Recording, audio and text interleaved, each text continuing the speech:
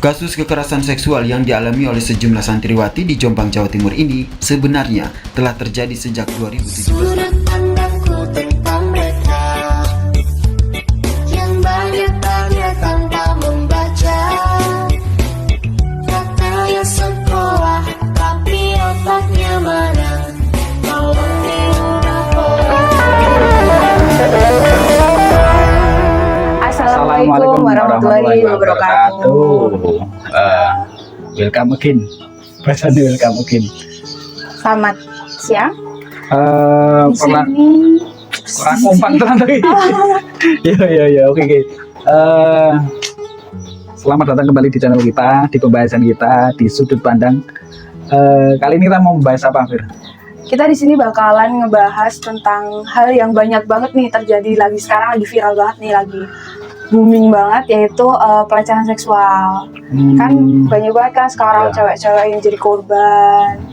Tapi iya sih, akhir-akhir ini ada kasus ya, banyak kasus yang akhirnya mencuat, bahkan kasus yang dia terjadi pelecehan seksual di tahun 2017 bahkan yang lalu, sekarang udah mulai berani Untuk speak up ke speak up. media sosial atau ke umum gitu. Yes, lanjut untuk apa? Yang pertama kita bahas apa dulu nih? Ini ya sih, ada beberapa sih pelecehan seksual itu kan Jenisnya. ada beberapa tuh. Yang sederhana mungkin yang nggak banyak yang orang nggak sadar bahwa pelecehan seksual itu sering nggak catcalling, misal kamu tuh cewek kan di jalan, terus di Kalian dipanggil. panggil Itu termasuk pelecehan berbentuk verbal.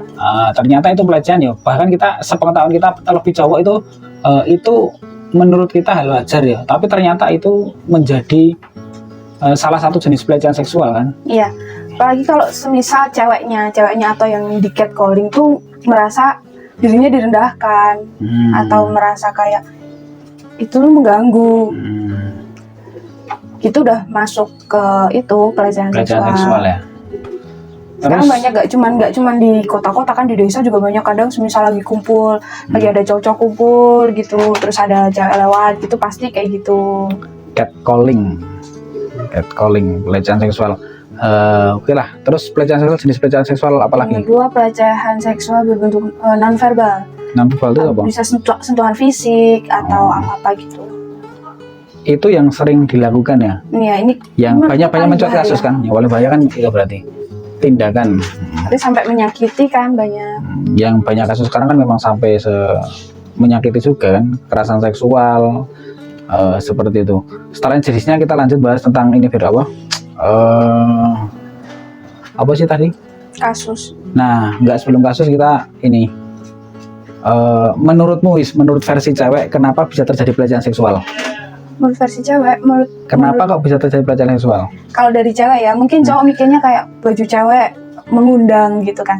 Tapi menurut aku banyak juga kok dari semisal pakai yang syar'i pun nggak luput dari korban pelecehan seksual gitu. Ada juga kan pameran yang memperlihatkan baju-baju korban pemerkosaan gitu, dan itu ada dari anak kecil, ada dari ibu-ibu yang benar-benar pakaian mereka tuh rapat, pakai gamis, pakai kerudung yang gede, itu benar-benar nggak luput dari itu. Dan menurut aku korban pelecehan ini dari pikiran si pelaku sih. Pikiran si pelaku, aku setuju sih sebenarnya. Mungkin ya versi cowok itu mungkin ketika cowok itu melihat sosok wanita entah cantik ataupun apa, itu pasti dia punya keinginan sesuatu untuk melakukan hal sesuatu. Itu menurutku mungkin kebanyakan cowok juga seperti itu. Cuman ketika dia hanya dalam pikiran, itu menurutku wajar. Tapi ketika dia udah melakukan tindakan, itu yang menurutku salah sih gitu loh. Kalau hanya punya pikiran, ya kayak nggak beda kalau kita punya niat jelek tapi nggak kita lakukan kan. Iya. Itu apa-apa, gitu. Tapi kalau kita udah sampai di tahap yang melakukan, itu kan yang salah kan gitu. Apalagi sampai menurut aku sampai orang-orang terdekat yang melakukan, kayak banyak kan kasus di berita-berita kalau ayah sendiri atau keluarga sendiri melakukan itu kepada anak kecil gitu loh, seorang anak kecil yang harusnya kayak dijagain, disayang, tapi kenapa malah digituin gitu loh. Tapi kalau soal ayah kandung melakukan pelecehan seksual terhadap anaknya, aku pribadi sampai detik ini aku nggak masuk akal sih. Iya, makanya. Maksudnya kok sosok ayah sing yo gini lah, wong apa itu, macan seganas-ganasnya macan aja dia nggak memakan anaknya gitu, apalagi kok manusia malah lebih dari binatang kalau sampai terjadi seperti itu loh terhadap anaknya sendiri gitu loh. Udah nggak masuk di akal gitu loh, maksudnya anak kamu gitu, dari daging kamu sendiri. Oh iya, terus ini yang lagi viral sekarang kan, nonton nggak yang kasus di motivator Oh, sih? yang CI. Malang ya, SPI, SPI inisial SPI ya, di Malang ya. Ya itu kan apa di asrama kan, Iya, di asrama dan itu udah berlangsung lama. udah berlangsung lama, tapi baru akhir-akhir ini Kebuka. karena ada yang berani speak up sih, menurutku sepertinya itu sih. Menurutmu Fir, kasus seperti itu Bi, pendapatmu Bi, melihat kasus sekarang kan itu terjadi pada anak sekolah remaja kan, yang notabene itu seumuranmu kan, mungkin bahkan di bawahmu kan gitu kan. Menurut aku kayak sekolah yang harusnya jadi tempat menuntut ilmu, harus jadi tempat kayak kita belajar di sini supaya dapat pengalaman, supaya dapat ini apa sih, ke jenjang yang lebih kayak kerja gitu. Tapi malah seharusnya kita yang di situ harusnya kita buat belajar, tapi malah digituin kan, jadi banyak apa ya, perempuan-perempuan jadi kayak takut gitu kan. Apalagi ini sekolah ini dia seorang apa ya, motivator yang harusnya memotivasi apa ya, pelajar atau Muridnya lah ya. muridnya dan membimbing, harusnya membimbing, tapi malah melakukan hal yang sangat-sangat. Tapi itu kan juga di mereka para siswi itu kan juga diiming-imingi embel-embel. Iya. Dan itu kan juga termasuk ada salah satu korbannya, mohon maaf, dia udah nggak punya ayah kan, udah nggak punya ayah, sampai akhirnya kan itu juga diiming-imingi bahwa wis anggap saja aku ayahmu, nggak salah kan itu yang di podcastnya Deddy Corbuzier kan, itu kan juga membahas kayak ngono. Itu juga banyak faktor sih, kita nggak bisa menyalahkan hanya pada satu sudut saja sih, tapi mungkin banyak faktor yang ya, tapi tetap aku nggak mengiyakan bahwa tindakan itu juga nggak salah, dan salah menurut hukum sekarang ya. Terus ya mudah-mudahan kasus itu segera terselesaikan, kan itu udah berlangsung lama toh. Iya, dan udah Berlangsung banyak banget korbannya gitu. Tapi belum Menemukan titik terang yang soalnya menurut aku juga si bapaknya ini punya privilege yang bikin dia tuh ngerasa aman gitu, sampai bukan bisa dibilang kebal hukum. Kita nggak bisa membicarakan bahwa itu kebal hukum atau enggak, tapi lebih jelasnya katanya dia punya privilege kan. Privilege memang di zaman sekarang privilege itu Penting. menurutku penting sih, tapi ya jangan digunakan untuk hal-hal yang tidak seharusnya seperti itu toh. Terus ini satu lagi kasus yang ini malah menurutku juga menyayangkan juga sih, menyayangkan juga dalam artian ini anak yang di mana, Jombang ya, Santri anaknya pemilik pondok pesantren yang berinisial apa, BC itu juga, itu kan juga lagi viral di media sosial. Itu juga melakukan pelecehan seksual, hampir katanya kalau nggak salah berapa, 15-an santrinya kan, 14-15 santri. itu santri. Kamu tadi bilang bahwa kalau pakaian seksi itu mengundang ini, bahwa ini kan santri juga yang bicarakan kan. Santri kan menurutku juga nggak, Pakainya tertutup dong. pakainya tertutup ya. Tapi menurutku yang kasus kedua ini begini, Ya kembali lagi itu sekolah pondok nih, ini pondok pesantren Islam gitu loh. Oh, Islam yang harusnya kayak belajar agama, terus akhlak, akidah gitu, yang harusnya benar-benar kita tekankan di situ, tapi sangat disayangkan banget itu malah dicoreng kan ya. Tokoh gitu loh, tokoh dalam sekolah itu, dalam pondok itu intinya. Dan itu si tersangka kan malah keluar bahwa dia membicarakan bahwa privilege dia sampai udah beberapa tahun, kasus itu udah beberapa tahun udah ditetapkan sebagai tersangka juga nggak bisa tertangkap toh, kembali lagi itu bahwa privilege tuh. Tapi menurutku kalau ini sangat disayangkan nih, menurutku aku sebagai sosok orang tua akhirnya mencoreng nama pondok dan agama yang kita anut kan. Secara aku sebagai sosok ayah itu punya cita-cita bahwa pengen anakku mondok, tapi mungkin nggak cuma aku ya, mewakili teman orang tua yang lain. Ketika melihat berita seperti itu justru kita kok jadinya seperti ini ya, jadi punya mikir dua kali untuk mondokin anaknya ke pondok pesantren gitu loh. Walaupun yang notabene sebenarnya nggak semua ya, makanya ini oknum yang akhirnya mengotori semua nama. Walaupun kita nggak boleh menjudge bahwa itu oknum, akhirnya kita mengeneralisir semuanya akan melakukan seperti itu, enggak. Tapi kan wis manusiawi, pikiran kita akan berjalan sampai ke situ kan gitu loh. Itu sih menurutku menyayangkan bahwa akhirnya banyak orang-orang yang suka bahwa berkedok agama seperti itu loh. Itu kan sangat sayang sih. Soalnya emang nggak cuma sekali dua kali ini yang terjadi di pondok pesantren. Iya, kemarin-kemarin juga sering. Itu Banyak lah berseliweran berita-berita tentang kasus pelecehan seksual yang terjadi di pondok pesantren. Terus menurutmu pelaku kekerasan seksual harus dihukum seperti apa? Ya dihukum setimpal lah.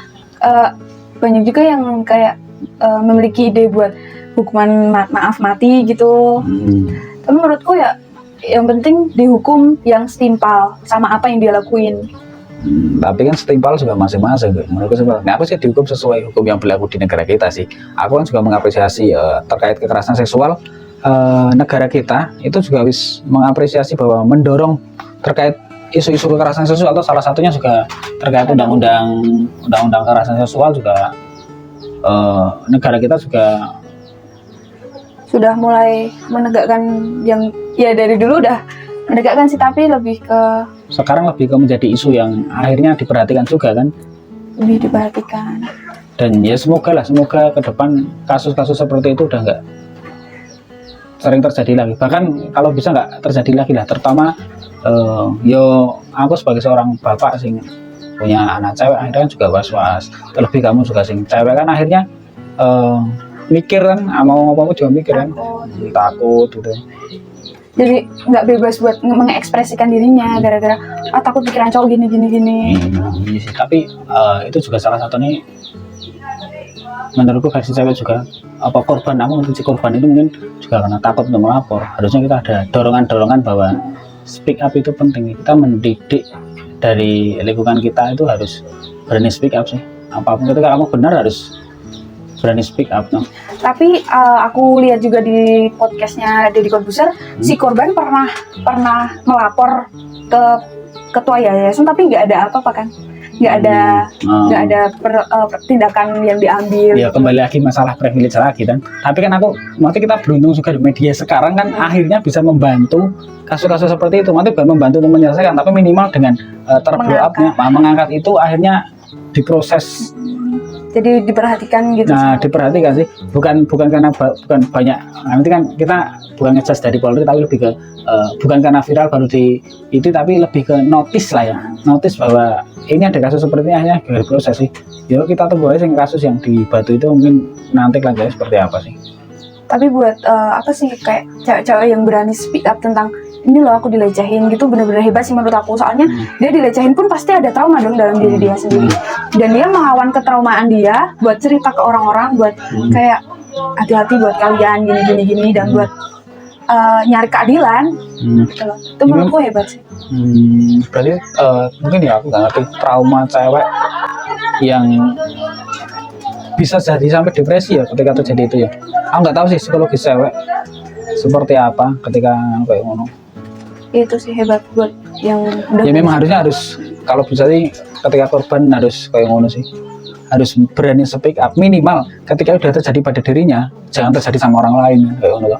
Mereka yang berani speak up kan seperti itu. Iya, tapi kan ada semisal dia nggak bisa cerita ke halayak umum gitu, jadi dia butuh perantara buat nyeritain aku gimana gitu loh. Jadi itu pelajaran buat orang-orang di sekitarnya sih. Iya sih. Yo makanya kita harus bantu juga ketika ada yang berani speak up seperti itu. Kita sebagai apa sih atas nama netizen ya, netizen harus bijak juga kan, netizen bijak. Terus ayo kita memang kalau dia benar yo kita bantu support, walaupun hanya kebenaran melalui jempol gitu kan, seperti itu. Terus ini sih solusi biar menurutmu nggak terjadi kekerasan seksual apa sih? Pelecehan seksual sih. Mulai dari lingkup terkecil dulu lah. Mulai dari diri sendiri mungkin, atau lingkup terkecil keluarga atau apa. Mungkin kayak jangan terlalu percaya sama orang. Jangan terlalu percaya orang. Siapapun orangnya. Ya bukan. Maksudnya bukan gitu, kayak orang lain yang kita tuh emang nggak tahu gitu loh. Dia tuh latar belakangnya gimana. Tapi ya menurutku orang-orang terdekat juga bukan patut dicurigai, tapi kayak waspada lah ya. Soalnya kan nggak tahu kan pikiran orang. Terus bela diri juga menurut aku penting sih. Maksudnya seenggaknya buat Menjaga diri. ngejaga diri, kayak perlindungan diri lah, buat perlindungan diri lah. Terus berani bersikap tegas, berani menolak. Misal kamu nggak mau, kamu merasa udah nggak nyaman, merasa keganggu, ya kamu berhak buat bilang enggak. Jadi budaya sungkan apa nggak usah kan ya? Ya perlu, Oh, perlu. tapi ya tempatnya tuh kita harus tahu lah kapan kita harus ngomong enggak. Iya. Terus semisal buat para cewek-cewek sih menurut aku kayak semisal kalian merantau atau di tempat yang jauh dari keluarga atau pantauan dari keluarga kalian, persiapan alat perlindungan diri itu penting. Contohnya semisal ada kan sekarang alat kecil gitu yang buat apa sih? Itu apa sih namanya? Cairan setrum? cabai apa? Bukan. Cairan Di setrum juga ada, kayak buat nyetrum gitu ada kecil gitu. Di Shopee kayaknya ada. Terus buat Shopee. itu semprot gitu loh. Jadi itu nggak tahu cairan cabai atau cairan lada, merica, pokoknya yang bisa itu loh buat mata gitu. Jadi semisal kita merasa udah terancam, kita bisa gunain itu gitu. Tapi kan dengan posisi panik misal pun ya, misal di jalan raya, apalagi kan banyak tuh yang di jalan pinggir lagi jalan terus tiba-tiba ada yang jalan lewat dengan motor tiba-tiba pegang payudara dan lain sebagainya, itu kan kita refleksi nggak bisa kan ya, cepat seperti itu. Ya itu kan sebagai ya minimal kita punya perlindungan lah ya, perlindungan diri ketika terjadi hal yang diinginkan. Minimal tetap ada usaha, ya. Nggak usah nggak sih pasrah gitu aja sih. Itu solusinya seperti itu. Yang cowok juga bisa terjadi pelecehan seksual nggak sih? menurut kamu gimana? Menurutku bisa sih, kemarin juga sempat viral. Ada mahasiswi akper Oh iya. yang di Jogja itu kan ada Iya. ya, dia bikin bikin konten konten TikTok sampai akhirnya diangkat sama, aku baca juga di Instagramnya Kalis Mardiansyah itu juga mengangkat itu, bahwa itu termasuk pelecehan seksual terhadap cowok juga ternyata nggak harus pada cewek, terhadap cowok juga bisa gitu ternyata. Tapi aku nggak ngerti kasus berikutnya seperti apa, terus kelanjutannya seperti apa juga nggak ngikuti ya kasus itu. Cuman hanya kemarin sempat naik, terus sempat ngelihat itu sih. Tapi sebenarnya aku lihat sekilas dia udah minta maaf, terus klarifikasi gitu di TikTok juga. Bahwa itu just konten, Iya. nggak benar-benar terjadi. Enggak, just konten doang. Menurut Tapi ya tetap versinya. nggak bisa dibenarkan sih. Iya sih, nggak ngerti juga. Mungkin ini sih, kalau dari orang tua yang perlu kita tanamkan ke anak-anak mungkin ya, itu apa? Saya mulai mengajarkan apa ya, hal-hal yang nggak boleh dipegang sama orang atau boleh dipegang, maksudnya kayak Sex education ya, dari sex kecil. edukasi sejak kecil ya, berarti penting ya. biar pas gede itu nggak ngerasa itu tuh tabu gitu.